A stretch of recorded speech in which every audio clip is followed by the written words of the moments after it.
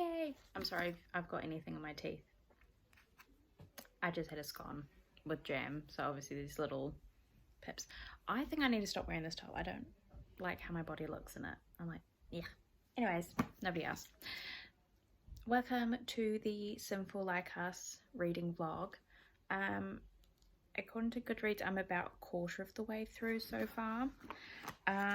Let's see. Thatcher has experienced a grilling and a half from the Cobalts. Well, the Cobalt boys. Bless her, Audrey was not part of the grilling. Though, to be honest, she probably would be like, it is true love. Boys, step back. There you go. Jane is, I guess, being the wedding planner for Maximoff and Pharaoh. The part that I thought was so sweet was like, Moffy saying, oh, like, you know, you're gonna have to talk to Pharaoh for a lot of these things. And Jane was like, oh, why? And he's like, well, he was the one that actually dreamed of being married. Like, I never thought that I was going to actually do that. And I'm just like, oh, that's just so sweet. Anyway, so it looks like the wedding is going to be potentially in Scotland somewhere, which I'm like, it's cute. We love that. Tony is Jane's new bodyguard.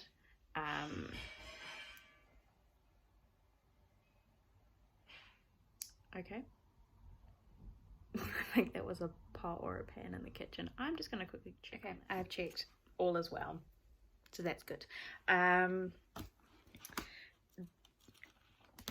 don't know if I remember saying this before, but Donnelly is no longer Beckett's bodyguard, due to Beckett's substance abuse and Donnelly's family history with it. So obviously it's something that, you know, it would have been difficult for him to be kind of dealing with, but, you know, obviously Donnelly was being professional, but Beckett was like, no, like, I can't be harming you in my actions. So I've had a blank of who the new bodyguard is there. Oh, and so on this holiday, so Banks was supposed to be part of this trip, but basically because obviously Banks and Thatcher are twins and Tony is an idiot, and even though he literally grew up with the boys, the guys, or no, because they were boys when they were growing up, so I can say that, he still can't tell them apart because he's obviously a self-absorbed buffoon. So essentially they're doing a little swap. So Thatcher is with Jane on this holiday. But yes, I haven't actually got to the part of the holiday yet. Also, why is my hair so... Nothing I can do with my hair today makes it salvageable. It's just like, it's an absolute disgrace. Nope, can't be helped. Okay, that's fine. I'll just look like a dumpster fire. But yeah, that's all that's happened so far. I feel like it's been not slow beginning, but like there's no big great dramas yet. I say yet because, you know, it's bound to occur. There's going to be some kind of deception or some kind of drama between siblings or cousins or bodyguards and clients, that sort of thing. But yes, that is my update for now. This is just something that I find very funny. So they're currently in Scotland. They're in a pub and Jane she's very drunk and she needs to have some food to kind of sober her up a little bit, and she's been given haggis, which, okay, I know I obviously don't sound it because I have a Kiwi accent, but I was born in Scotland, so, you know, well, you don't have to have had haggis before to be Scottish, and you don't need to be Scottish to have haggis, but, you know, I have had it. And then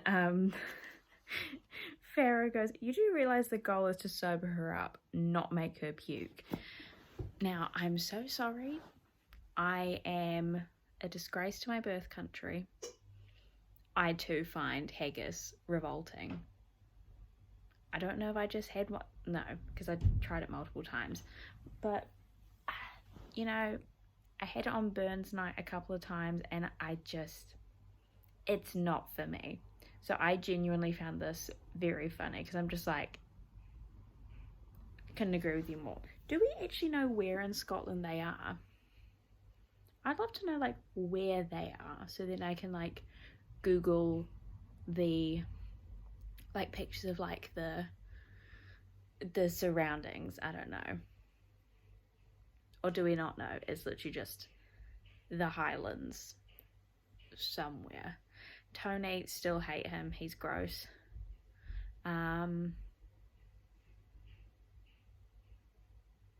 Yeah. Also, Donnelly isn't in this one as much again. Oh god, and there was a part earlier on with Xander and Thatcher that just... Xander just makes me feel so sad. Like, so sad. Because it's just like, if he wasn't born into the fame that he was, would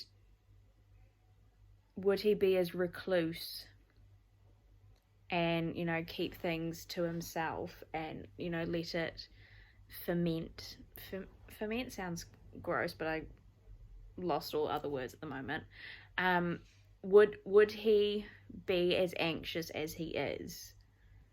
Or, I don't know, because, I mean, also anxiety, I think it kind of, a number of people in a family could have anxiety and not be in the public eye, but it is something to consider. But yeah, that's where I'm at right now. But honestly, that haggis comment was very funny, because haggis, not for me. Not for me at all. Excuse me. Jane and Thatcher have essentially broken up in the pasta aisle of a supermarket in the Highlands. I'm presuming it's because, from what I could gather, was that Jane is worried that she always that she leeches, like she clings to people, other people are her security blanket, and she thinks that her being in a relationship with Thatcher will mean that she'll never become her own person. She'll always be like the attachment of somebody else. Like, she thinks she'll never amount to anything herself unless she tries being like by herself and not relying on people. But I'm just like, Jane, you deserve love. Thatch deserves love. You both deserve love. You deserve each other's love.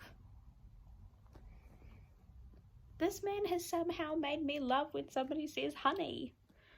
Because, like I said in my last vlog, I associate honey with, like, you know, a mum or a maternal figure saying it regarding, like, oh, honey, like, I'm so sorry that didn't work out for you.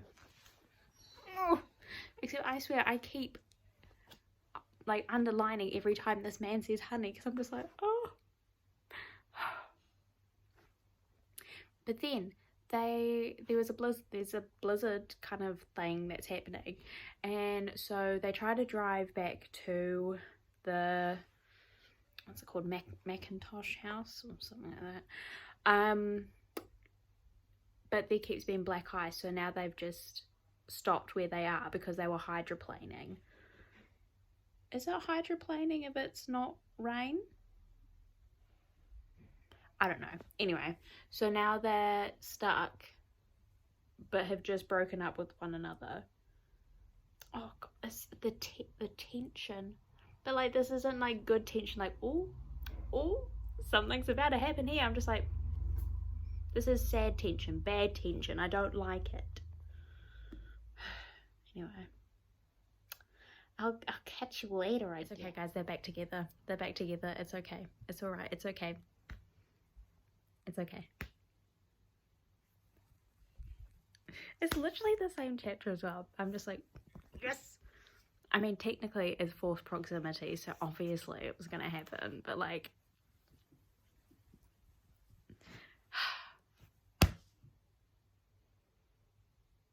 just, yeah. Okay. Okay. Okay. I swear, Jane and the Hale children, when they are trying to have some time to themselves with another person, it's never good. Because she's just walked in on Maximoff and Pharaoh, and obviously in Tangled Like Us, she walked in on Luna and Donnelly.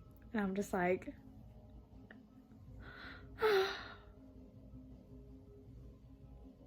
like, do people not knock and wait for a response before going into a room?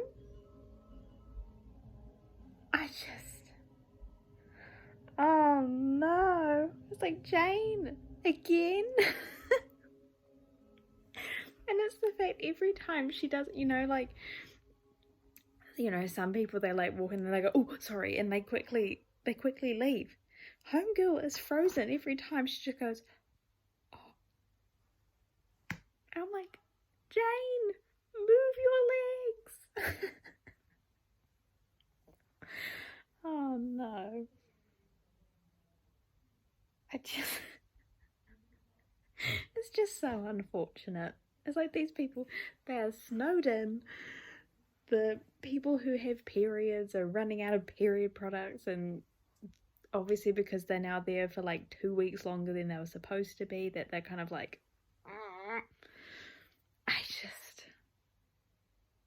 how unfortunate that, Does Charlie Cobalt ever become a likable character? I get that they're going stir crazy and stuff like that in this house. Like, I do not envy them in this.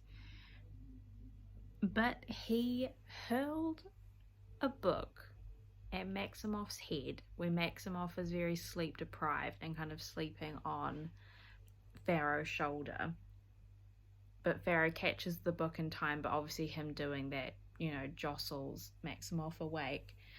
And then Charlie's like, this whole fight has like started, and then Charlie goes, oh, well, just everybody knows that Banks isn't the one who's actually here right now. I'm like, Charlie, why? Like, I'm just,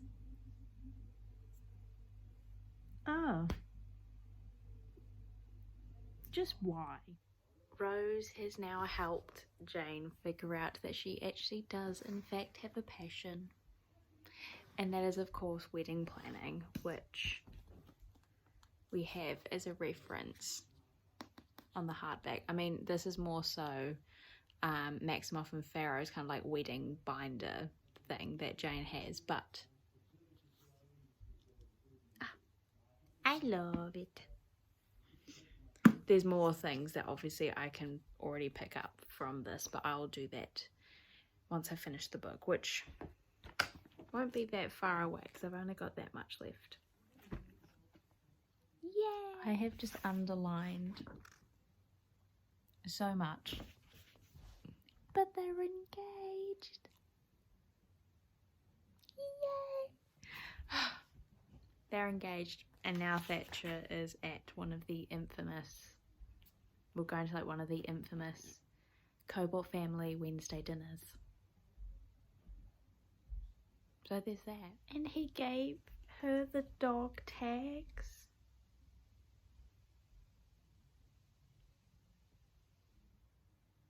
Oh. Because he said that he always planned to give them to the woman that he would marry. That's so cute. Oh, what is it with fictional, like, good fictional men that Chris and Becca write about? Like, I'm just like,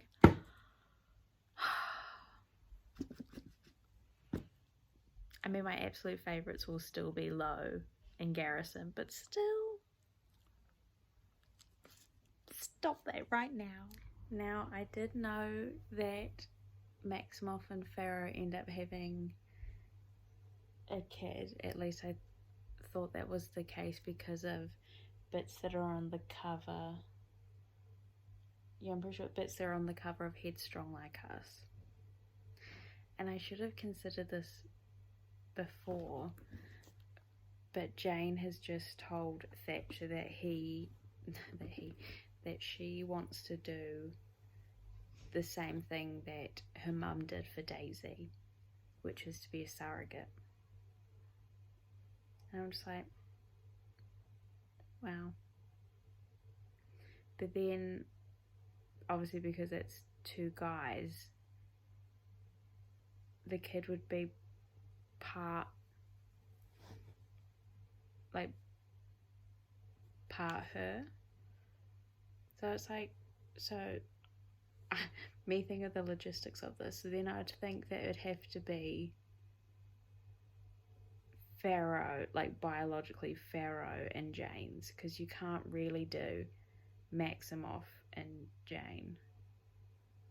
Because yes, I know, technically, I'm pretty sure in some places you probably can, or in history, people have married and had children with their cousins, but it doesn't necessarily mean it's a good idea. I mean, hello, have we looked at portraits of certain families in history? Like, when there's too much within the family, it doesn't bode well. I mean, if you think about,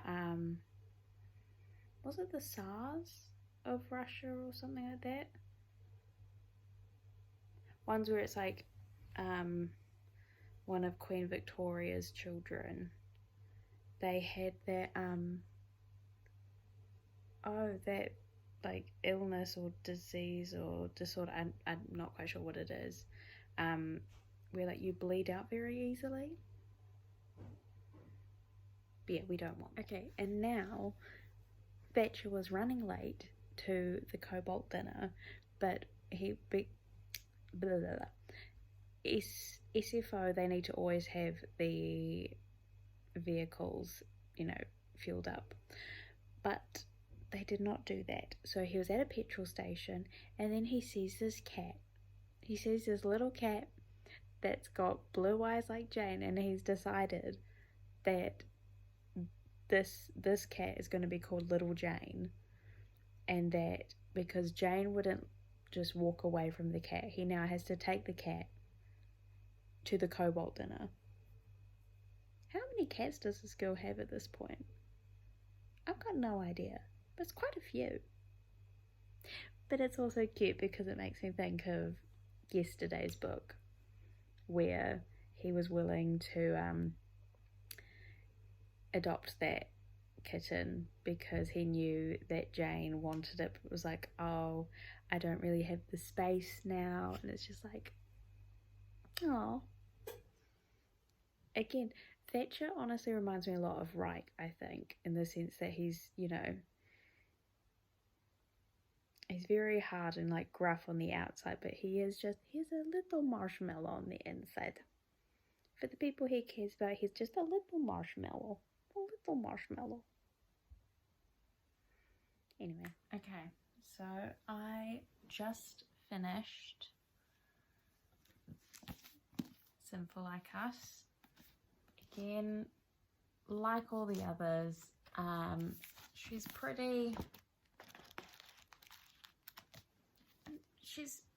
fairly tapped. Thoughts on this book? Again, like any Krista and Becca Ritchie book, I really, really enjoyed it.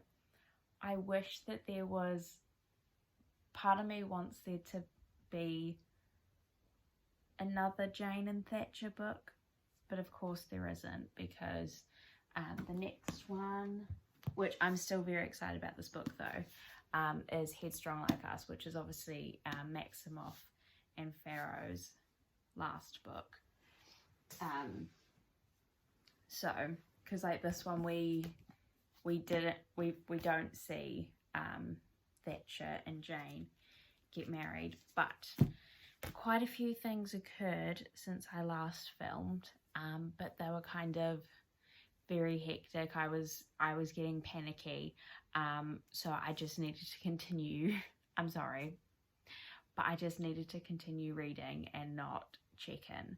So now I already knew, because Haley, bless her, she accidentally let it slip that there is a fire at the townhouse at one point. So basically, after the Cobalt dinner, what I'm presuming is probably right after the Cobalt dinner, which anyone else who's read the books, please, like, you know, if you want to, let me know. Do you feel like that these dinners remind you a bit of Little Women? If you've seen is it 2019? The Little Women film that's got like Saoirse Ronan and Florence Pugh, Timothy Chalamet Bing Bong, otherwise Timothée Chalamet. You know the part like in the movie where you know, the sisters, they pretend to be guys or something like that, and they have this whole like play thing going on. That's what the Cobalt dinners feel like to me. I don't know. Also, it was actually quite cool in this book to also get, every once in a while you got Banks's perspective as well, and you kind of saw very, very vaguely, but you did see a little bit of what I know kind of occurs in Sullivan's books, because there's a bit of a, it's not a throuple. I think it was referred to as a triad, I think. Anyway, God, I'm talking too long about stupid things. Essentially, there was a fire at the townhouse, and which obviously that must be absolutely horrendous. And so what I find, I guess you never quite know how you'd react in certain situations, but the fact that almost people were waiting, I sometimes got the impression that people were waiting for other people to leave the house, where, like, you know, at least for myself, when I was in primary school, we had a couple of times we would have like the fire department in, and, you know, we got like a whole rundown of, you know, in your house you should have like an area outside your home, like a safe area outside your home, that if there is a fire, that, you know, everybody in your household knows where to evacuate to, where are your closest exits, that sort of thing. Like, I remember we were also given like these bits of paper that were kind of used as like a blueprint, that we were supposed to quite literally draw out a plan of your house and then go, right, you know, if you're in this room, these are your safe, like, closest and safest exits, stuff like that. But the fact that people didn't seem to just get out of bed and run. Now, granted, I do know that there are a number of cats, so I don't know if it was just people were trying to get the cats. I'm not entirely sure. Yeah, I don't know. I think it's probably hard for me to also think about that, just in the sense that I've never had any pets in my life, so I guess I haven't had to think about that kind of aspect, but also pets are family members. But anyway, everyone gets out the house, and then Tony, who I hate Tony, like, I'm sorry, but actually no, that's a lie, I'm not sorry, I hate Tony. quite honestly, like, the entire time, I swear that he was just a waste of space. Like, I'm just like, and you're here because... But he goes, oh, this like, is everyone out or something like that? And then, I think Jane said, like, oh, like, we couldn't find LJ, which is obviously the cat that Thatcher literally got right before the Cobalt dinner, which the Cobalts, like, the game that essentially, it was mostly Charlie, to be honest, was kind of orchestrating to kind of accept Thatcher into the family or something, like almost like an initiation kind of thing. Yeah, Thatcher had passed essentially, but yeah, so there's the whole thing, oh, we can't find LJ. So then Tony just goes, okay, and then runs back into the house that is, you know, it's an inferno, like, it's a fireball, I don't know, like, it's, you shouldn't go back into a burning building anyway, but like, that one was just like, you should not go in there. But he went in there, and then somehow it was that, oh, Luna's got LJ. So then Thatcher yelled out, oh, you know, I think he just said, like, we've got the cat. Tony obviously didn't hear or whatever, and so then Thatcher just bolts into the house to save him, because obviously, whilst he doesn't like him, he is still part of, like, the security team. It's very much like brotherhood, camaraderie kind of thing. You know, you don't leave a man behind. So then there was this whole thing that obviously Banks and Jane were essentially inconsolable, because they just went, okay, you know, this guy that we adore with every fibre of our being is gone. Because obviously, I mean, Banks, you know, it's not just his brother, that's his twin, and, you know, there is a big thing regarding, and they already lost a brother as well. So when I started getting panicky and tearing up, because quite honestly, I was almost having flashbacks to Long Way Down, when it was thought that Reich had passed away in, like, the rock climbing, the accident that sadly took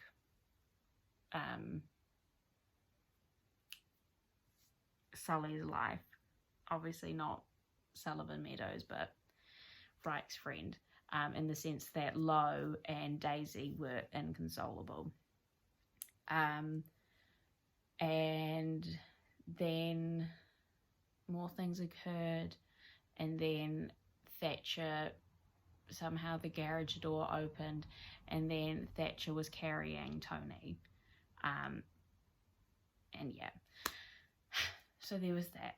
And then in the hospital, because basically Tony had made this deal with Akara that if Akara would allow Tony to be the head of SFO, he would not report the whole twin swap thing to their superior. So that was Pierce and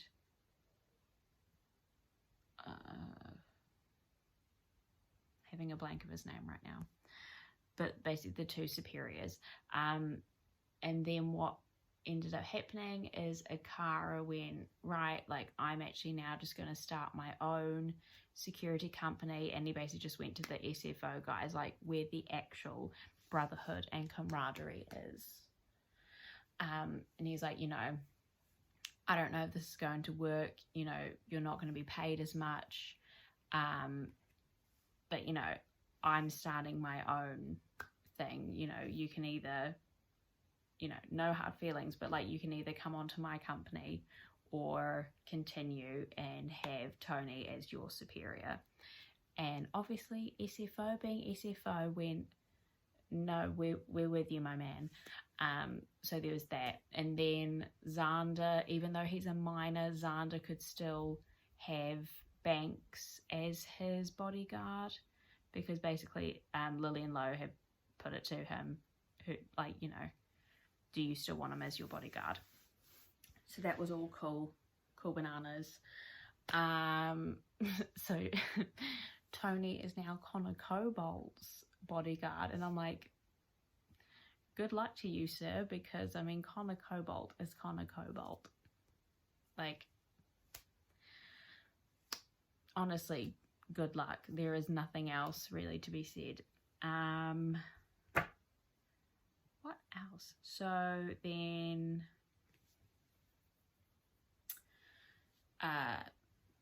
Townhouse Peoples, they moved, so Maximoff and Luna moved back into the Hale household for the time being, and Thatcher and Jane have moved to the Cobalt estate.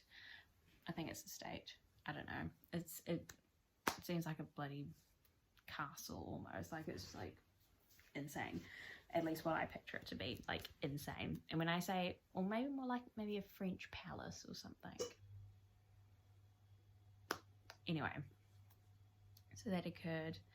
And Thatcher got an absolute perfect engagement ring for Jane, because it was like a vintage one from Paris that he picked with Audrey and Rose. I would say the perfect man doesn't exist, but then also this man is fictional, so that's honestly, that's a blow. That's a blow. Yeah, I think that's everything. So let us move on to the hardback, which, oh, love. So I think this one is Lady Macbeth. Crap cookies, I've already forgot what this one's called. I hate myself. Anyways, so let us go. Obviously we have these cards here because that is the game that Thatcher and Jane, actually, because Jane was part of the game as well, but it was meant to be just for Thatcher. But, you know, Jane still very much takes on the thing that, you know, her parents had together, and then the family had together with the whole ensemble, you know, together. So there's that. And the fact that Thatcher and Jane have their own one now, I need to remember how to say the Italian one, because is it Ophelia? I think Ophelia was the other cat, which means it wasn't. So maybe don't listen to me. Actually, you probably shouldn't listen to me most of the time anyway. I'm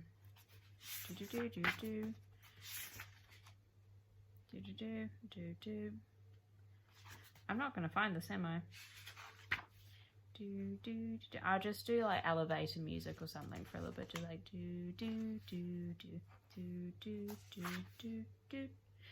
sempre toujours. How would I say it in an Italian accent? I don't know. Sempre toujours, which is always. I don't know why I felt like I had to look. Rowena, you know that toujours is always in French. You did not take French for 5 years for nothing, darling. Anyways, so we have that. We obviously have a lot of travel bits because of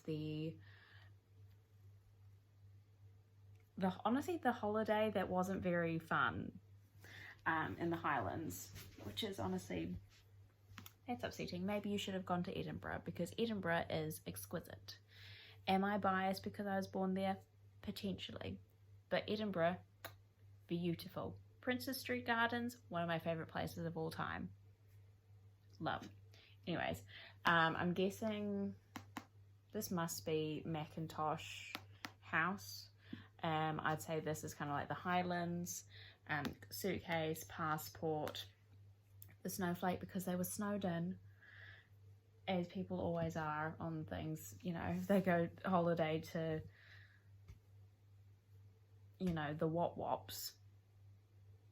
do other countries say the wop wops? Middle of nowhere, like, you know, next to no cell service kind of place. Anyway, then we have fire and ice. Those are very, you know, big, I feel like quite big. Would you say themes? Let's not turn this into an English class. Let's not do that. Of course, we have a rose again because Rose is her mother. Then we have a shirt, the tiara, because of course Jane is, you know, American royalty. The dog tags. I would love to know what's under here. Haven't got a bloody clue because of the barcode. And then this is the ring. I already said the wedding binder before. But yes, I think that is everything. Don't mind my Winnie the Pooh pajamas. Just ignore. Yeah. I think I've kind of told you most of what's occurred. Oh, goodness sake, that's every time. This was the bookmark for today's book, which honestly has quite a lot of the same bits that are like on this cover or the Tangled Like Us cover, which, oh, bloody love this cover, I do. Love it. Love it, love it, love it. But yes, this brings us to the end of the Sinful Like Us reading vlog. If you haven't read this series yet, I mean, firstly, I don't know why exactly you're watching this video, because I've just told you everything that occurs. But maybe sometimes people don't want surprises. You know, I won't judge you. I won't judge you. But yeah, if you've not read this series yet, please do. Please, please do. But yes, this brings us to the end of the reading vlog. I'll be moving on to Headstrong Like Us probably tomorrow morning, to be honest, because I need to sort out, it sounds ridiculous, but I need to sort out the tab categories and colours, which I tend to use the hardbacks as like the colour schemes, because you can look at, yeah, like I kind of follow the same colour scheme as the hardback. Anyway, I hope you all have a lovely, lovely rest of your day. I hope this wasn't too boring, but I'm quite sure it was because I'm the one who's talking. Lord help you all. If whoever's still watching this, Lord help you. I hope you're okay. Yeah. I hope you all have a lovely, lovely rest of your day. And I hope seeing my face did not make it worse for you. Love you all. Bye. Shoo.